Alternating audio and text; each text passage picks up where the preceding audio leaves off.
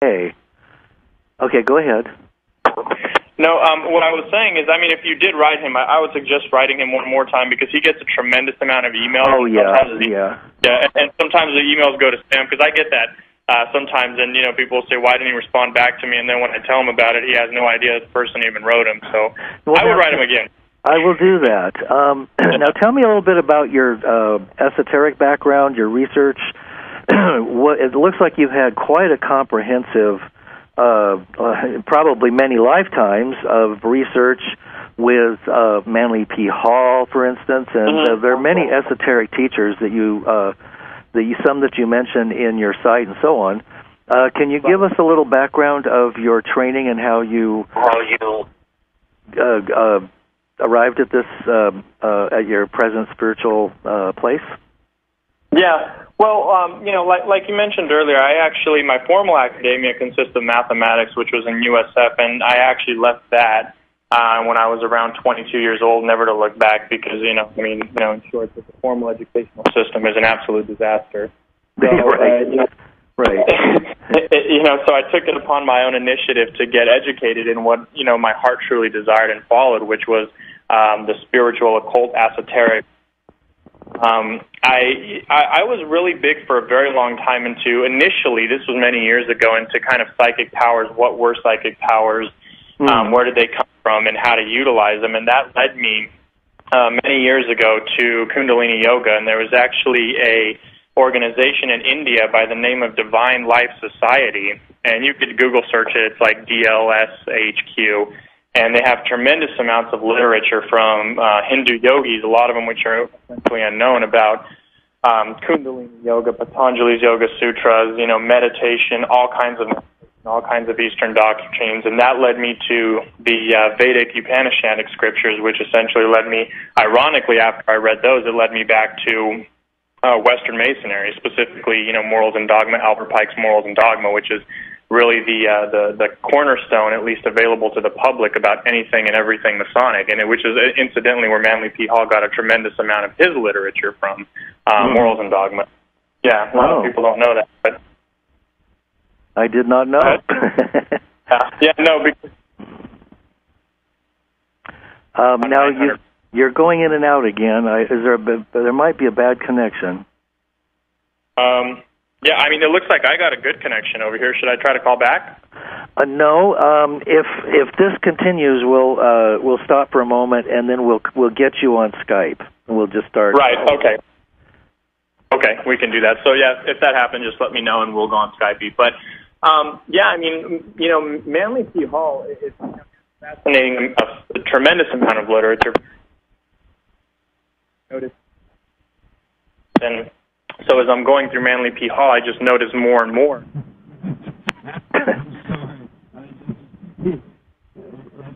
Yeah, it's bad. I got his Skype number. Yeah, I'm just going to pop into the audience here. I apologize. It's so obvious that... Yeah, that's too bad. I'm sorry.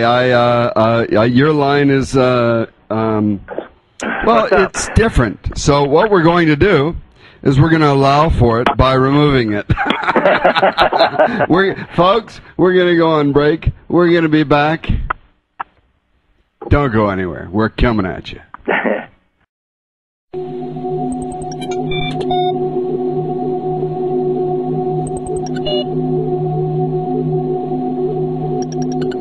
BBSradio.com.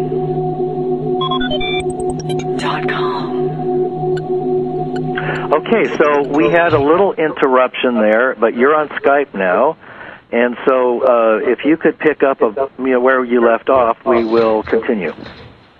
So, right, I was essentially talking about the fact that a lot of Manly P. Hall's, a lot of his stories originated from Morals and Dogma, and of course, I don't know, your viewers might know that Manly P. Hall himself was a 33rd degree Freemason towards the end of his life, as Albert Pike was.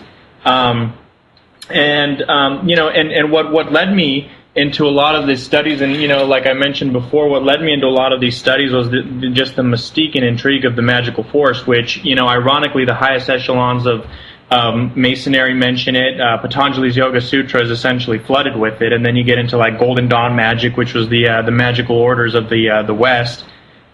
Even the Kabbalah mentions it in a lot of respects. So, that's essentially, I've been researching these things a lot, probably about the last 7 to 8 years, and there's a tremendous amount of discoveries that I've made over the years, and I don't even know where to start with them. So I don't know if you want to pick a specific point.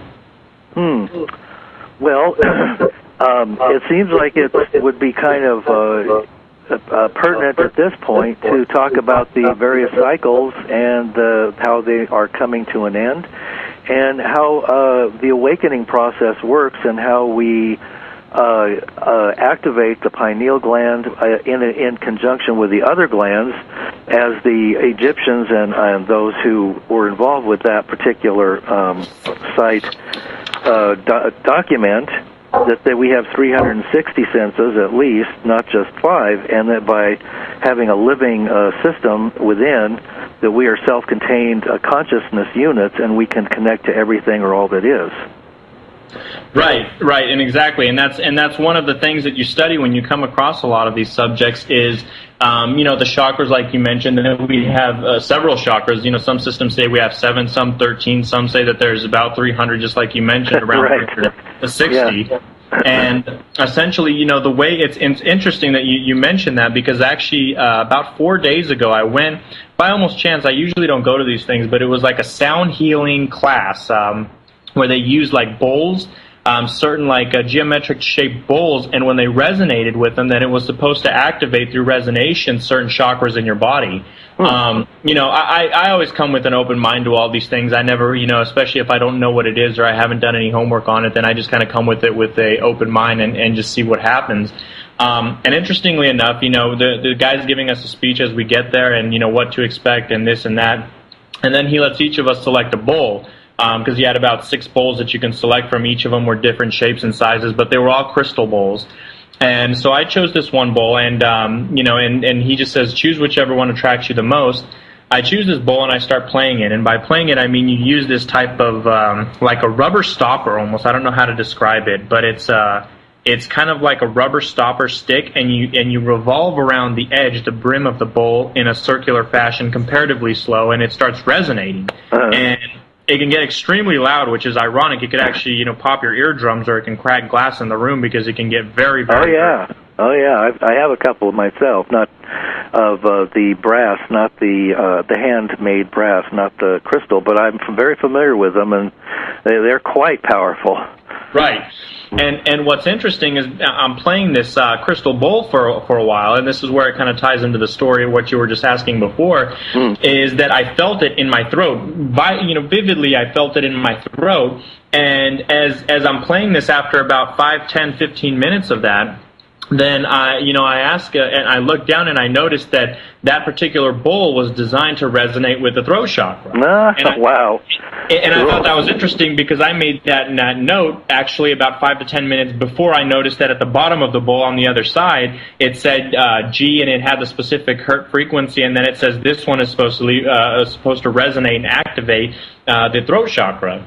Wow, cool. Yeah. So, it just goes to show that that's just one of many methods, and it's just kind of like through synchronization, because even when we study, like in my days of physics, not to get off topic, but when I used to study like cellular technology, any kind of communications actually, whether it's wireless, cellular, radio, then, how do two devices communicate? The way they communicate is when they resonate and sync with each other. Otherwise, the devices, even today, cannot communicate with each other. So, when you play with these bowls and you're resonating certain frequencies within a close capacity of them, then you're actually literally communicating with those chakras, and thereby activating the chakras which are latently hidden in your body. So, that makes perfect sense. Yeah. Now, we're finding out through the research of Dr. Matsuru Emoto and others who are using water. Right. We're finding out that it can be imprinted with various words and thoughts. Right. It's not it's not restricted to being in the same room. And I'm doing some research with somebody who's going to be doing some shows with me in the near future, Andrew Norton Weber, and I'm discovering that there's a whole a movement of using distilled water which is pure and not imprinted already, and it has no inorganic minerals in it, to cleanse the body from its negative polarities and actually remove toxins and fluoride from the pineal gland and the other glands. And I've been testing this out on myself for a few weeks and having some pretty astonishing results. So have you become familiar with the power of water and its role in our awakening and our chemistry? Absolutely. I've actually, I started studying Dr. Emoto's research, about 4 or 5 years ago at very least, and there was a very good follow-up documentary on that by I think you could Google search this and watch it for free, and this would be, in addition to Dr. Emoto's research. It's called Water, the Great Mystery, and it basically talks about, what were the reasons a lot of religions use water, and, why do they use water, why do they bless water, and then, how water is actually very abused in our modern way when it has to run through steel pipes, and, what kind of water we receive energetically coming into our homes.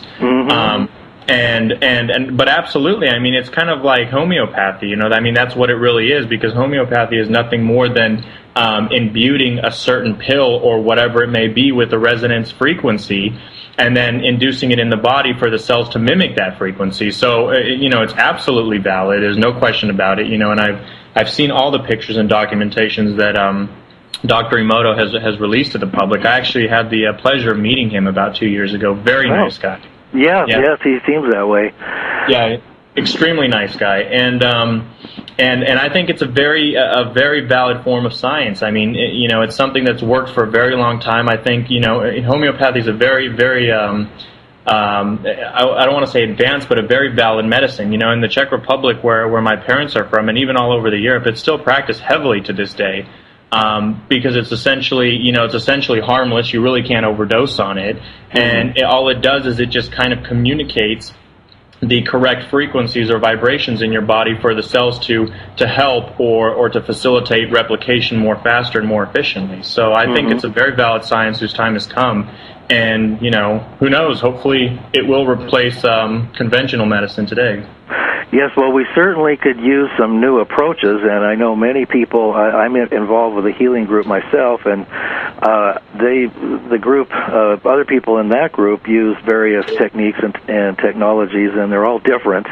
And we do remote healing as well, so it's a fascinating field, and I do believe that we are going to be moving away from the old paradigms of control and drugs that are created to interfere with the body's natural wisdom. Right. And in addition to that, we know that those drugs have become not only addictive to many people, but they're overpriced, and they are being used by the pharmaceutical industry to basically rape and pillage society and keep us inundated and brain dead. So, I'm exaggerating a little bit. There are some good things that come out of the medical profession as well, and there's some wonderful doctors, so don't get me wrong. Right. No, but it is, but that's one of the unfortunate aspect of it is, and medicine is one of those kind of double-edged swords, it has a lot of good intentions and good applications, but it's just like, there is no medication on the shelf today prescribed by medical doctors that actually cures that actually cures illnesses. That's a mistake. It nullifies symptoms, like when you take cough medicine, it doesn't actually cure you.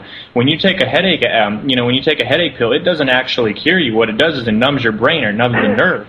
So you Exactly. And that's what all medication does across the board. It doesn't help you whatsoever. If anything, it just tries to ignore a problem. And so, consequently, a lot of these treatments either get addictive because you need, that painkiller or whatever it may be to function, or just never deals with the issue, and people consequently get a lot sicker after time. One of the things, and there's actually, this is a little bit off topic, but I'll mention it for your viewers. There's a good, very, very good documentary called A World Without Cancer by Edward G. Griffin. I love Edward G. Griffin. He's one of my favorite people in the world. Yeah, and he actually produced a documentary. Again, your viewers can just Google search it and watch the entire thing for free on Google, I'm sure. What's the name of that again? A World Without Cancer. Okay. I'm writing that down. And it's an excellent documentary. It was done, I believe, in the late 80s.